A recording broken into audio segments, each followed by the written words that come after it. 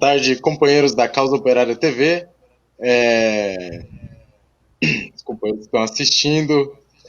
Mais um J5, a edição 120 do programa, a última edição do ano, onde nós vamos fazer aqui, eu e o companheiro Emanuel, que já vai se apresentar, um breve balanço desse ano de 2020 e uma perspectiva aí do ano de 2021, além de dar também umas notícias do dia, aqui, notícias de última hora, o que está acontecendo de mais importante no Brasil e no mundo.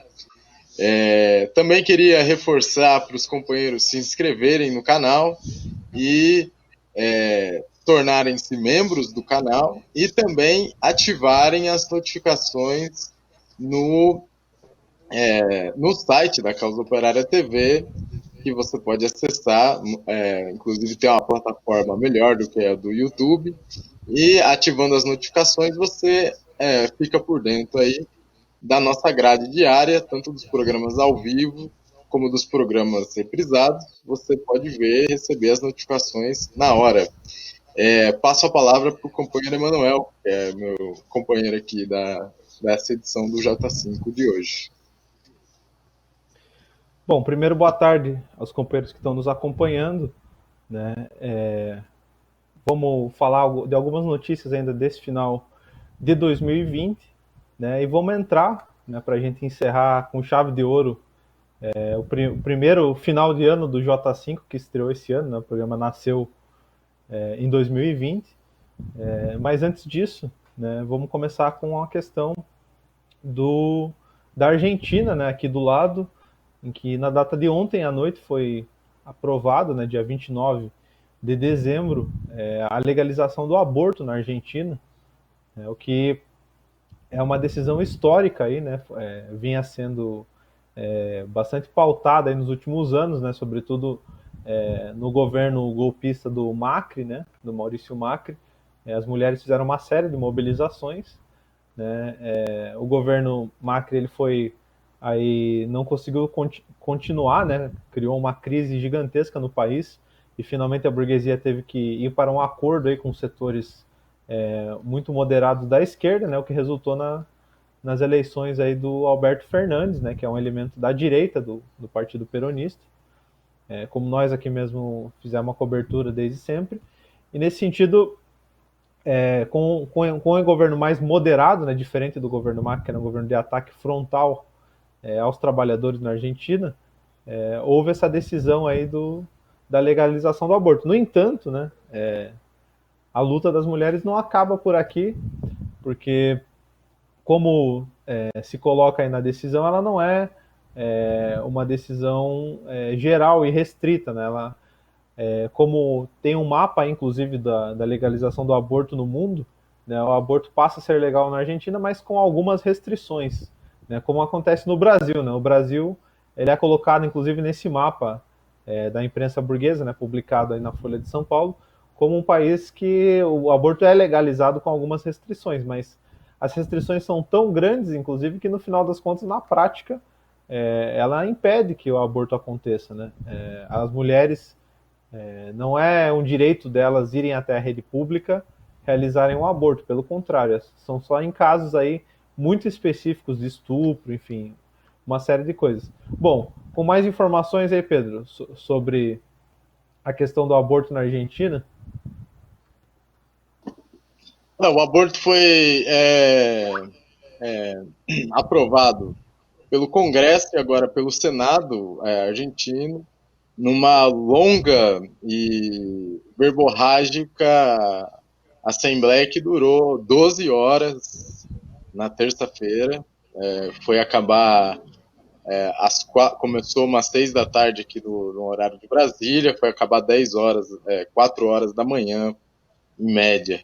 Então foi uma longa discussão aí, inclusive até antes do início da votação, onde a direita fez inúmeras chantagens para boicotar e para interromper a votação, porque era certo que a votação seria vitoriosa no Senado, diferente de 2018, onde a votação foi derrotada por uma bancada do Macri, como o Emanuel falou, um governo de frontal ataque à população.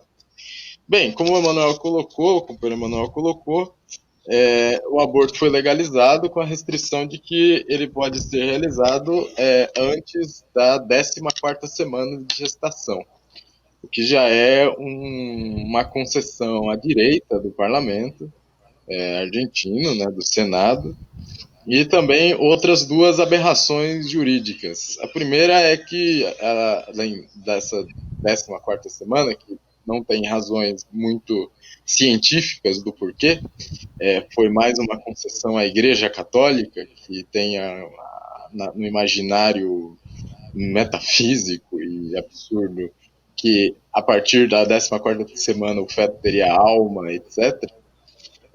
A outra coisa é que os médicos que juraram em exercício da profissão de nunca negarem atendimento e nunca negarem de fazer operação, o médico argentino que for contra o aborto não precisa necessariamente fazer o aborto. Ele pode rasgar o código de ética da profissão que ele decidiu exercer e passar a bola para outro, até o sistema público de saúde argentino achar a agulha no palheiro, que é o médico que apoia, que aprova, né, ele mesmo, pelas suas convicções, não pela convicção da sua profissão, mas pelas convicções pessoais, fazer o procedimento. O que é uma aberração total, né? Um médico desse aí não deveria estar exercendo medicina, ele deveria estar fazendo outra coisa da vida. A outra coisa que a direita tentou derrubar a votação foi a questão da menoridade penal, né? Que é os menores de idade. Né? No caso de uma garota que engravida e os pais não querem realizar o aborto. Nesse caso, a garota vai poder entrar com um processo na justiça e vai precisar de aprovação, pelo menos em primeira instância, de um juiz. Quer dizer, quem for menor de idade na Argentina, tira o cabelinho da chuva, porque até um juiz aprovar que você possa fazer um aborto com 14 semanas que você tem que ficar ser aprovado, a realização do aborto vai ser muito difícil. E vai prevalecer aí o desejo dos pais, né, e não o desejo da adolescente, da criança que não queira ter o filho. Quer dizer, é uma outra aberração que passou, né, que vai estar, que é no sentido de barrar o direito pleno à realização do aborto. Né? Primeiro, seu médico tem que apoiar a sua decisão, não só você mesmo. Segundo, que se você for menor de idade, se você for da juventude, a juventude sempre sofre muito com isso, precisa dar autorizações dos pais. Se seu pai for coxinha e não quiser dar o direito de você abortar, ele não dá e você vai precisar recorrer na justiça. Até isso passar, você já teve 2 filhos, né? Então, essas são as coisas aí que passaram, né? Foram concessões à direita, da esquerda peronista, mas nós temos que destacar, tudo bem que nós temos que ter uma consideração crítica, né? A esquerda está chorando aí, está muito emocionada com a questão do aborto, sem dúvida é uma vitória histórica, mas nós temos que destacar também que não é uma legalização do aborto em pleno direito dos exercícios políticos da mulher, né? Tem várias restrições aí, mas sem dúvidas é um passo muito adiante, é uma vitória muito significativa, muito fundamental nos direitos políticos, né, nos direitos fundamentais das mulheres na luta pela sua emancipação e pelo socialismo.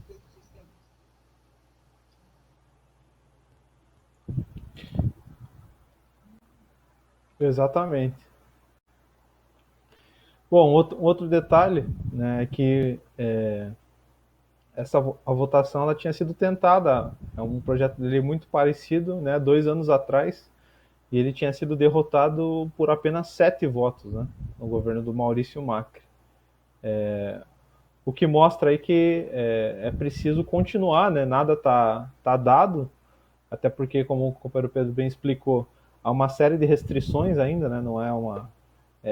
mesmo que a aprovação foi feita aí numa espécie de acordo com setores da própria Igreja Católica, né? Preciso lembrar, inclusive, um detalhe importante que o Papa Francisco, né, que é tido aí por setores da esquerda como um Papa, grande Papa esquerdista e tal, ele foi um dos elementos que se colocou contra o aborto na Argentina.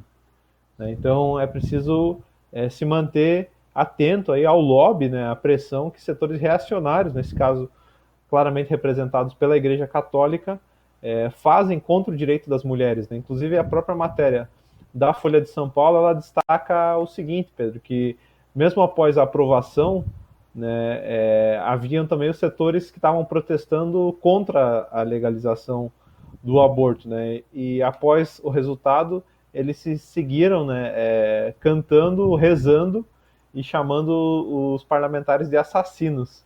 Então, obviamente que está claramente quem que está de cada lado, né? E nesse sentido é preciso defender a liberdade das mulheres sobre o próprio corpo delas, né? O direito de decidir, né? Sem a imposição aí dos reacionários, sejam dos juízes, sejam da igreja, enfim. Bom, vamos em frente, Pedro? Aproveitar aqui para dar boa tarde. Companheira Anne Lucy Vieira mandou um super sticker pra gente aqui, um bichinho fazendo positivo, não sei se é um galo ou uma galinha, enfim. Mas, companheiro Adriano Teixeira aqui do Paraná, boa tarde, camaradas. Companheiro Luiz Gonzaga Antunes, companheira Elizabeth Novi, Arthur Freitas, enfim, companheiros, como o companheiro Pedro destacou no início, né, inscrevam-se no canal, curtam esse vídeo, né, compartilhem o conteúdo da Causa Operária TV e já aproveitando para fazer uma propaganda, né, em breve, né, daqui a poucos dias, no dia 5 de janeiro, vai começar, né, o curso O que foi o Stalinismo, como parte da 46ª Universidade de Férias. O curso ele vai ser totalmente por videoconferência, né, devido à pandemia, e as vagas são limitadas. Nesse momento, já foram alcançadas aí, alguns dias atrás, mais de 700 vagas. Então, os companheiros que ainda não se inscreveram no curso, né, corram lá no site universidademarxista.org.br. Tá aí a capa do site, né, a produção colocou para os companheiros acompanharem, e lá é possível assinar o curso, né, ter acesso aos conteúdos como a enciclopédia marxista, os verbetes, fotos, vídeos, enfim, um conteúdo que é auxiliar, né, ao curso, e vai ficar disponível aí durante pelo menos 6 meses até a próxima Universidade de Férias. Então, se a produção puder passar o trailer do curso.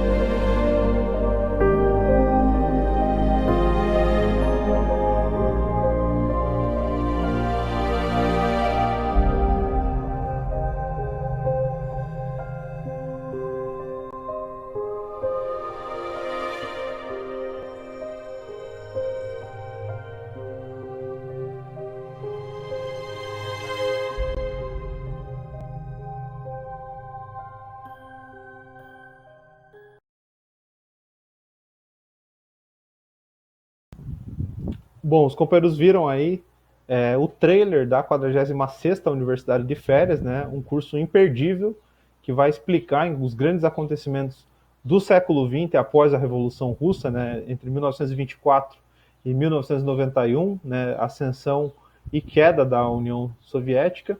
E nesse sentido, não é apenas um curso do ponto de vista histórico, mas busca, né, explicar, né, a disputa que se estabeleceu ali, os erros que foram cometidos pela liderança do governo operário, né, dirigido pela burocracia stalinista, e que, ao fim e ao cabo, levaram à própria restauração capitalista nos países da União Soviética. Né? Então, nesse sentido, isso é muito importante para o momento atual, inclusive particularmente no Brasil, onde setores da esquerda aí, a todo custo procuram alianças, né, com aqueles que são os principais golpistas de 2016, né, que foram os principais organizadores aí do golpe de Estado e da fraude eleitoral que levou a extrema-direita ao poder no Brasil, né, com o governo Bolsonaro, como a gente está vendo nesse momento. Bom, então corram lá, né, busquem mais informações no site e participem do curso. Voltando para a nossa pauta, Pedro, agora nós temos uma questão, né? Falando do governo Bolsonaro, o governo aí deu mais uma amostra de final de ano, né? O Dória e o Covas deram alguns presentes de final de ano para os brasileiros, né? Como acabar com a gratuidade dos idosos entre 60 e 65 anos no transporte. E o Bolsonaro, para não ficar atrás, o governo só comprou aí quantas seringas suficientes para vacinar a população ou para não vacinar a população? Eles disseram que iam comprar 330 milhões de seringas, suficiente para vacinar a população brasileira, na sua maioria, duas vezes, né? Que são duas doses, então você precisa de duas seringas por pessoa. Mas o governo Bolsonaro, o Pazuello, que é logístico, né? Foi escolhido. Vamos lembrar, o Pazuello foi escolhido supostamente porque ele é um grande logístico das Forças Armadas. Ele comprou 3% do que não do que era suficiente, mas do que eles disseram que iriam comprar. Quer dizer, da vacina no Brasil, nós não temos nem a seringa necessária, né? Que mostra aí que, primeiro, que o Pazuello de logístico, nada, né? Porque, por favor, né? Que conta é essa aí que ele fez? E segundo, que o governo Bolsonaro não está nem um pouco interessado em comprar a vacina, em vacinar a população, nem nada semelhante. É um completo descaso, é um escândalo não só nacional, como é um escândalo internacional isso daí. Acho que nem o governo do Suriname, da Nova Guiné, qualquer país aí muito oprimido, acho que nenhum desses governos fez uma barbaridade dessa. Ou eles não compraram mesmo, mas fazer um leilão para comprar 3% do que é supostamente necessário escancara aí que nós estamos na mão de um bando de genocidas mesmo, né? Bom, exatamente. A gente pode imaginar o seguinte, né? Não precisa ser especialista nem nada, mas se o governo não consegue nem comprar seringa, dá para entender que vacina mesmo não vai acontecer de jeito nenhum, né? Até um negócio assim, não dá para saber até que ponto é cômico ou trágico, né? Porque finalmente o resultado disso daí, né, como os próprios dados oficiais mostram, é que nesse momento o Brasil está caminhando aí para 200 mil mortos, né, em dados oficiais apenas. Né, o próprio ex-ministro do Bolsonaro, né, o Nelson Tait, ele falou aí, deu declarações na semana passada dizendo que o número superaria nesse momento 232 mil mortos. Né, o que não seria nenhuma surpresa, né, dado que o governo vem manipulando os dados aí e só testou uma pequena parcela da população.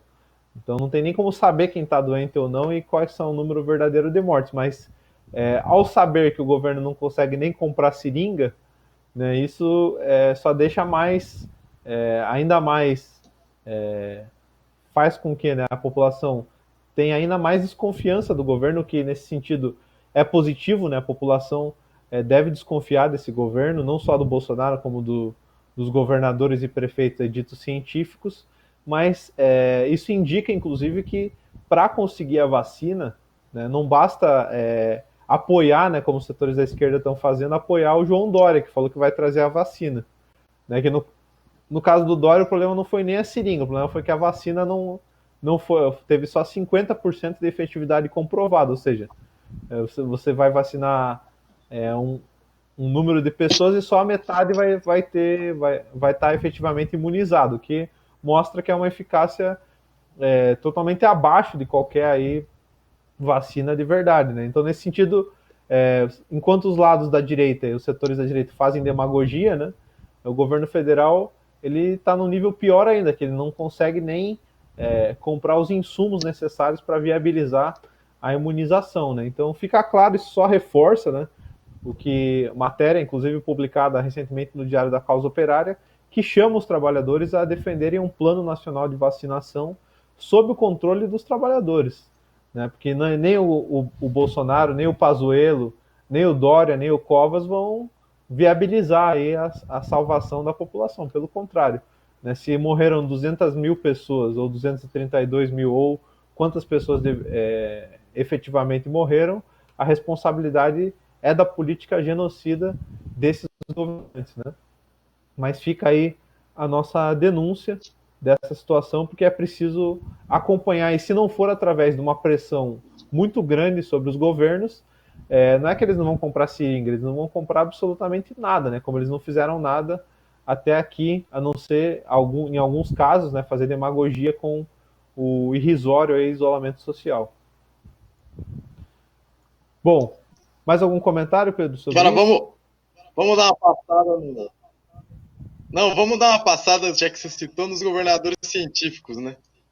São Paulo registrou 1.075 novas mortes em 24 horas. Maior número desde 15/9, né? Uns meses aí, obviamente que eles fraudaram. Né? E também o científico Dória fez aí a marca de São Paulo registrar o aumento de 68% dos casos em relação ao mês passado. Né? Em relação a novembro, aumentou 68%. Quer dizer, mais que a metade, quase que o dobro, né, mano? Um negócio escancarado, grotesco. Vale ressaltar também que o Dória não conseguiu comprar seringa igual o Bolsonaro. Ele fez igualzinho o Pazuello.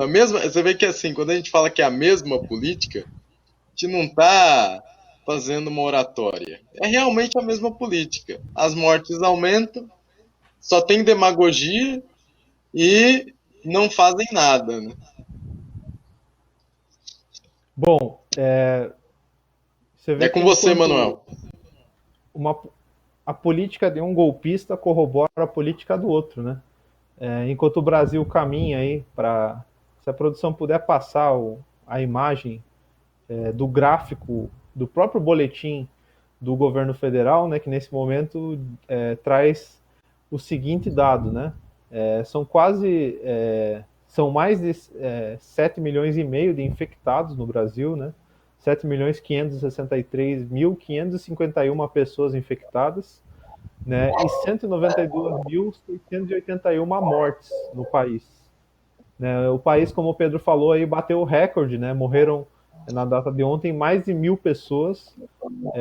E nesse sentido, o governo de São Paulo, né? O governador, o anterior, né? Na época da eleição, o Bolsonaro, coordena aí, dirige o maior estado do país, em que 68% dos casos aumentou, né? O estado está caminhando aí para os 50 mil mortos. Ou seja, o Dória nesse sentido, ele só perde para o Bolsonaro, né? Enquanto o Bolsonaro é responsável pelas mortes em todo o país, o Dória é o segundo maior responsável por essa política genocida no Brasil, né? E nesse sentido, tem também aí o caso do prefeito, Bruno Covas, né? Que junto com o Dória é um executor também da política do Bolsonaro, né? Apesar de se colocar, ele tem inclusive anunciado, né? Durante a vitória, no discurso da vitória, o fim do negacionismo, né, a defesa da ciência e tal. Tanto o Dória quanto o Covas, eles são executores da mesma política do Bolsonaro. Né? Obviamente que eles procuram se colocar como opositores, mas isso é meramente do ponto de vista eleitoral aí por interesses políticos de setores diferentes da burguesia, mas que no que há de fundamental eles defendem não fazer nada, né? Defendem não investir de forma eficaz na saúde. Nenhum deles fez um grande concurso para contratar profissionais de saúde. Também não criaram unidades novas hospitalares, unidades de saúde para atender toda a população. Tanto o Dória quanto o Covas, quanto o Bolsonaro, nesse sentido, são executores da mesma política genocida, né? Cada um com as suas peculiaridades aí e superficialidades, mas que no fundamental são inimigos dos trabalhadores. E nesse sentido, para salvar a população do coronavírus, é preciso lutar contra esses governos, né? Pedro, mais algum comentário sobre isso? Nós estamos aqui 5h40 e nós precisamos falar do nosso tema, um dos temas especiais de hoje.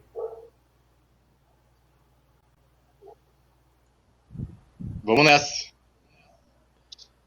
Beleza, companheira Silvia Mirro aqui, companheiro Adriano.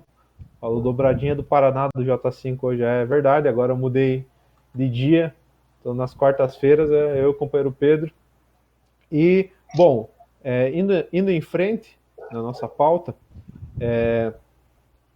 agora, né, ou nesse momento, dia 30 de dezembro, né, o J5 hoje é uma data bastante especial, porque o J5 hoje está completando o seu programa de número 120. Né, então, um ano em que o J5 estreou, né, o primeiro J5 foi transmitido no dia 15 de junho desse ano, então aí faz aproximadamente um semestre que o programa está no ar, né? E nesse sentido, é possível dizer, Pedro, sem me corrija se eu estiver errado, que esse nosso programa é o jornal mais revolucionário da tarde de todo o Brasil, né? Seja contando TV, rádio, enfim, internet, o J5 é disparado, né, o principal jornal revolucionário de todas as tardes aí dos brasileiros.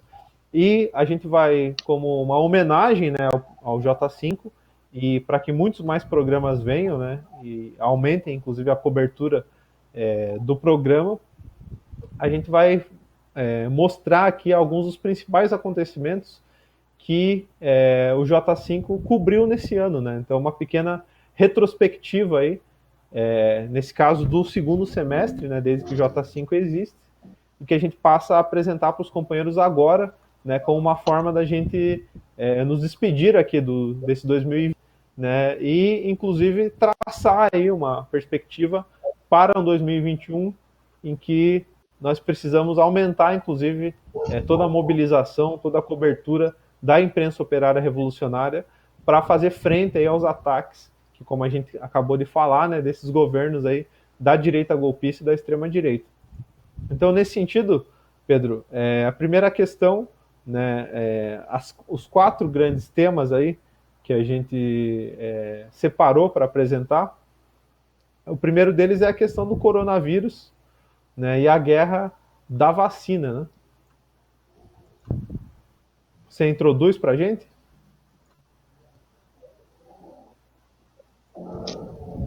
O J5, ele começou depois da explosão do coronavírus no Brasil, né? Mas ele se iniciou aí já no meio da crise do coronavírus, no Brasil e em todo o mundo, né? E a gente conseguiu fazer uma boa cobertura, né? Um jornal diário, todos os dias apresentando aí os novos números do coronavírus, todos os dias denunciando as manobras da direita, denunciando, junto com a grade da Causa Operária TV, desde o começo, de que a direita tinha um plano genocida para o país em respeito ao coronavírus, que ia usar o coronavírus para aumentar a exploração contra os trabalhadores, e também denunciando aí a oportunidade que surgiu da direita fazer essa demagogia, né, uma oposta da outra, a do Bolsonaro e a do Dória, que é a guerra da vacina, né?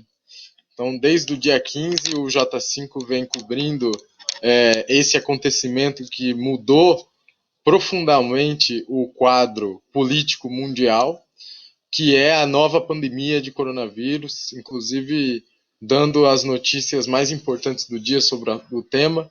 O tema sempre esteve aqui no jornal, era algo praticamente impossível de se falar, e mesmo, vamos ressaltar, companheiro Emanuel, que quando a esquerda, né, a gente vai falar sobre as eleições daqui a pouco, quando a esquerda caiu no delírio eleitoral e esqueceu, junto com a imprensa burguesa, a questão da pandemia, o J5 sempre esteve aqui às 5 horas da tarde para denunciar que a imprensa já não cobria mais o assunto da pandemia, que já não fazia nem demagogia mais sobre o tema, que não falava dos números e que os números abaixavam sem nenhum, como a gente viu, sem nenhuma política, por mais errada que fosse, mas não tinha nenhuma política da direita nem da esquerda em relação ao coronavírus em lugar nenhum do país.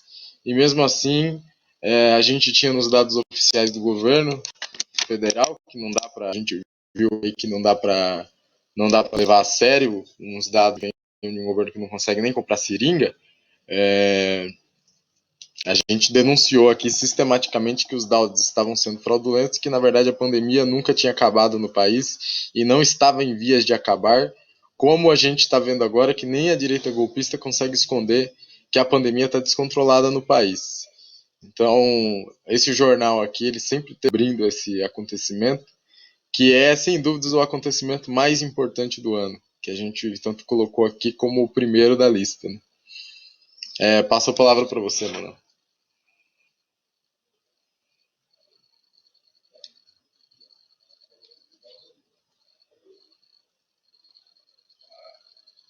Manuel?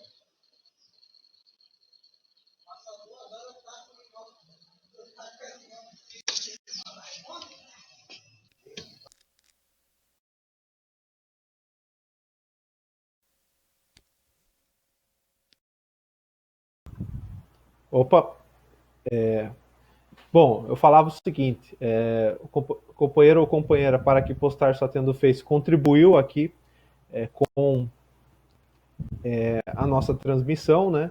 Inclusive com iniciativas como essa que a gente consegue financiar e construir e expandir, né, a imprensa operária revolucionária. Inclusive um outro ponto a destacar, Pedro, é que o J5, a criação dele, ela se encaixa aí, né, como uma parte da iniciativa para o sinal da Causa Operária TV se tornar 24 horas. Inclusive, uma das questões pelas quais o J5 passou, né, foi pelo fato da Causa Operária TV, né, que existe aí desde 2008, ela ter se tornado aí, talvez algo que não tem precedente no mundo, né, a primeira TV operária revolucionária, 24 horas no ar, ou seja, independente de em qual lugar esteja, em que lugar do país, do Oiapoque ao Chuí, né, ou mesmo fora do Brasil, como a gente vê companheiros que nos acompanham aqui da Europa, dos Estados Unidos, da Ásia, a Causa Operária TV ela está a todo momento, a todo vapor, operando, né, em defesa do interesse dos trabalhadores e contra a burguesia e os patrões a nível nacional e mundial. Então, o J5 é parte dessa conquista, inclusive foi aí um programa lançado justamente para aumentar a grade de programação da Causa Operária TV, que veio a se tornar, né, uma TV 24 horas no ar. Então, nesse sentido, o outro grande acontecimento que o J5 cobriu foi a questão das eleições nos Estados Unidos, né? Se a produção puder passar aí as fotos, né? Um grande acontecimento a nível mundial, né? A disputa pelo principal cargo dentro da burocracia estatal norte-americana, né? A principal economia do mundo, né? O país mais rico do mundo, o principal país imperialista do mundo. E nesse sentido, as eleições dos Estados Unidos interessam a todos os povos, né? Sobretudo, né, aqueles povos que são oprimidos por essa grande máquina estatal burguesa que são os Estados Unidos, né? E nesse sentido, a população a nível mundial sofreu uma derrota com a eleição, né, do setor fundamental da burguesia imperialista, né, que conseguiu eleger através de uma enorme fraude eleitoral, né, o candidato Joe Biden, né, do Partido Democrata. Né? Não que o outro candidato, né, o adversário, o atual presidente dos Estados Unidos, Donald Trump, fosse o melhor candidato, não se trata disso. No entanto, é preciso entender, né, a configuração de classe de cada candidatura, como nós aqui na imprensa do Partido da Causa Operária denunciamos, e que como pessoas, inclusive, que não são revolucionárias, né, como o caso do jornalista Glenn Greenwald, né, que é, inclusive, norte-americano, denunciou que o candidato Joe Biden era o principal candidato do imperialismo norte-americano, né, do monopólio da comunicação, das big techs, né, as grandes empresas de tecnologia, né, do setor industrial militar, né, que promove guerras aí no mundo inteiro. Então, apesar do Trump ser um candidato da extrema-direita que fala mais abertamente os seus interesses, né, o Joe Biden, nesse sentido, é o candidato principal da burguesia imperialista norte-americana. E, nesse sentido, ele foi, né, o vencedor da fraude eleitoral dos Estados Unidos e, nesse sentido, já prometendo, aí, inclusive, sanções contra o Brasil, né, e o aumento das incursões imperialistas aí em todo o mundo. Né? Inclusive, é uma eleição que preocupa vários outros países do mundo. Né? A Rússia, por exemplo, que é uma potência regional, ela preferia, né, como o próprio Putin manifestou, a reeleição do Trump. E, nesse sentido, a gente pode esperar aí uma nova ofensiva do imperialismo norte-americano que se reorganiza, né, nesse momento em torno da candidatura do Joe Biden, né, que inclusive já anunciou aí que uma das principais medidas dele, Pedro, vai ser a reabertura das escolas,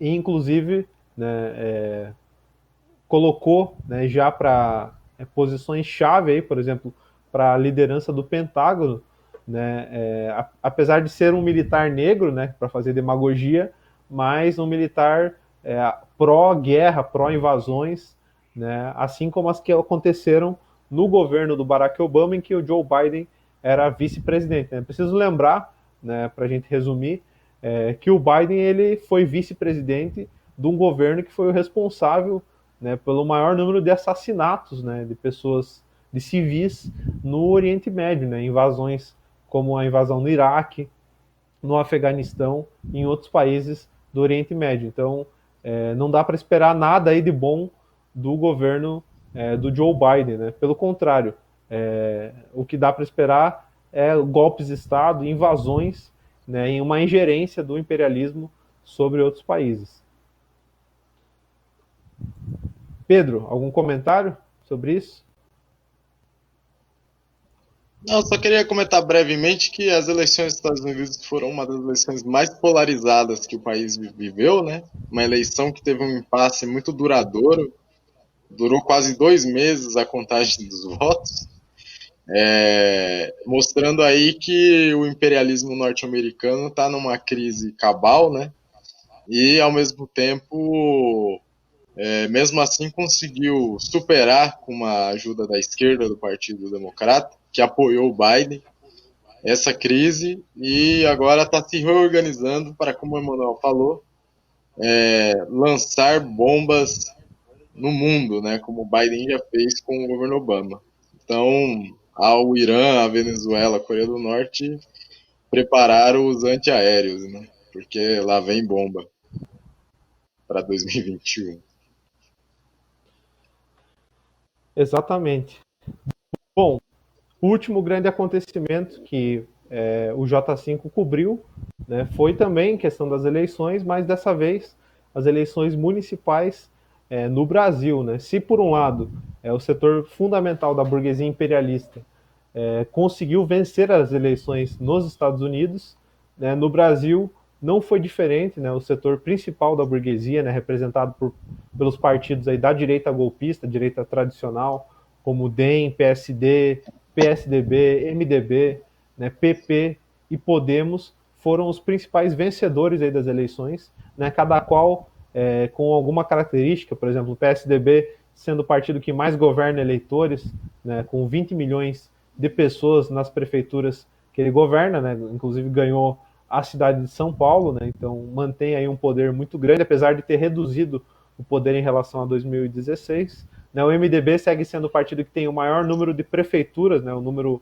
absoluto de prefeituras, né, mais de 700 prefeituras, e os demais partidos, DEM, PP, Podemos e PSD, foram os partidos que mais cresceram proporcionalmente em número de prefeituras, né, ou seja, um deslocamento do centrão para a direita golpista, né, que sinaliza, inclusive, como o próprio Rodrigo Maia admitiu, né, uma preparação aí para 2022, como a gente está vendo aí, fotos de golpistas, aí, elementos expoentes da direita golpista, como Rodrigo Maia e João Dória, né?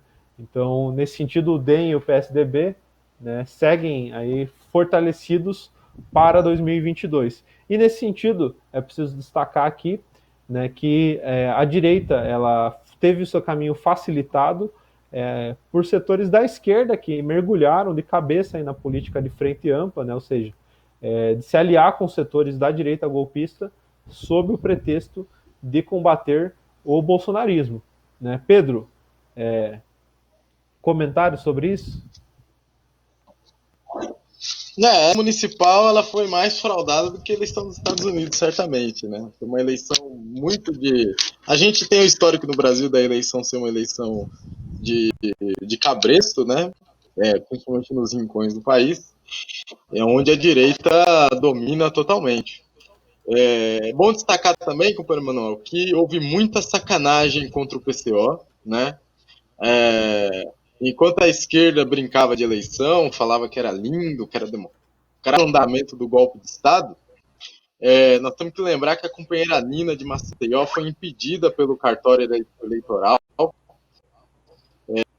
tá? Quer dizer, os próprios fascistas botaram o pé na nossa candidatura, a candidatura do Partido da Causa Operária. Teve muito indeferimento, foi um número recorde de indeferimento do Partido da Causa Operária. Isso por quê? Porque o PCO lançou 20 candidatos nas capitais, na lista de partidos, seja de esquerda, seja de direita, com o número de candidatos. O que, claro que colocou a direita aí rapidamente a atacar o partido, se sentindo ameaçada. Só que é bom destacar que o PCO não se intimidou com o judiciário golpista, a gente sabe como eles são, e fez uma campanha, digamos assim, uma campanha exemplar. Nós fomos às ruas, nós distribuímos cartazes, nós falamos com a população, nós fomos de porta em porta, nós fizemos campanha nas portas de fábricas, nos locais onde os trabalhadores estão, para fazer uma campanha revolucionária em torno das reivindicações do povo, e em torno do Fora Bolsonaro e da candidatura do Lula. É inacreditável que só um partido tenha falado do Fora Bolsonaro nas eleições municipais. Mas foi o PCO, dando exemplo aí a toda a esquerda nacional de como é que se faz uma campanha eleitoral. Uma campanha eleitoral que mesmo o PCO não tendo nenhuma ilusão nas eleições, aproveitou para fazer uma gigantesca propaganda política, sem dúvidas a maior campanha de rua de toda a esquerda, e a direita não tem campanha de rua mesmo, então foi a maior campanha de rua, sem dúvidas, de um partido no Brasil, nessas eleições aí, que para nós do PCO não valia nada, valia para fazer propaganda, para os trabalhadores a se mobilizarem contra o genocídio, contra o Bolsonaro, contra a direita. Exatamente. Bom, e para a gente encerrar, né, o último acontecimento aí, inclusive que tem um desdobramento da Frente Ampla nas eleições de 2020, né, que elegeu setores da direita golpista, né, a esquerda, inclusive, foi utilizada, como o Pedro colocou aí, o próprio Guilherme Boulos, para reconhecer, né, a vitória dos setores da direita golpista, né, legitimarem essa vitória, muito parecido com o que aconteceu em 2018, né, e, nesse sentido, um dos últimos acontecimentos de 2020, e que vai, inclusive, continuar em 2021, é a disputa pelas eleições da Câmara Federal dos Deputados, em que os setores da esquerda, os mesmos que compuseram a Frente Ampla, os mesmos que falaram no começo da pandemia que não se podia sair de casa, mas que durante as eleições foram caçar voto nas ruas, né, como o caso do PSOL, do PCdoB, né, e de setores da ala direita do PT. Né, tá aí o deputado Marcelo Freixo, que defendeu, retirou a candidatura, inclusive, para apoio indireto do candidato, indireto no primeiro momento e depois direto no segundo turno, do candidato Eduardo Paes, do DEM, né, e que defende nesse momento que a esquerda apoia o candidato do bloco golpista, do Rodrigo Maia, né, o candidato já tem nome nesse momento, é o Baleia Rossi, do MDB, né, o candidato do Temer, no bloco junto com PSL, PSDB, MDB, DEM, né, ou seja, os principais partidos do golpe de Estado de 2016. E para a gente encerrar nessa retrospectiva do J5 em 2020 e inclusive colocar já as perspectivas para 2021, né, segue sendo, né, central combater a Frente Ampla, que é uma verdadeira traição aos trabalhadores, né, uma tentativa da burguesia utilizar setores da esquerda para reciclar, né, todos os seus crimes aí contra a população, reciclar os organizadores do golpe de 2016, da fraude eleitoral de 2018, e colocar à esquerda, sobretudo o PT e especialmente o ex-presidente Lula, né, a reboque aí dos principais golpistas, inclusive que derrubaram a presidenta Dilma e que prenderam, caçaram, né, tornaram Lula um candidato proscrito. Né? Então, nesse sentido, a gente fica por aqui no J5, chamando, né, a luta pela anulação de todos os processos contra o ex-presidente Lula, né, o combate à frente ampla, isso, sobretudo nessa questão da Câmara, que vai ter as eleições aí em fevereiro, né, ou seja, durante janeiro e fevereiro vai ter uma corrida aí, em busca dos votos, aí, das articulações do toma lá da cá, e o J5, como sempre, vai ser um jornal que vai acompanhar e vai denunciar aí as articulações da direita e chamar a esquerda a se organizar em torno de um programa próprio, né, que nesse momento segue sendo, né, a campanha pelo Fora Bolsonaro e todos os golpistas e pela candidatura do ex-presidente Lula para 2022. Bom, eu agradeço ao companheiro Pedro, aos companheiros da produção e aos companheiros que nos acompanharam aqui, né, e encerro dizendo que se o golpe de Estado continua, né, e todos os seus efeitos, né, o J5 também continuará como sendo, né, um elemento da imprensa revolucionária operária no Brasil para denunciar todos os golpistas e chamar os trabalhadores a se organizarem. Sempre de um ponto de vista revolucionário, né, independente. Bom, é isso, companheiros. Um abraço. Né, a gente se encontra em 2021, que é logo ali, né, no J5. Até lá.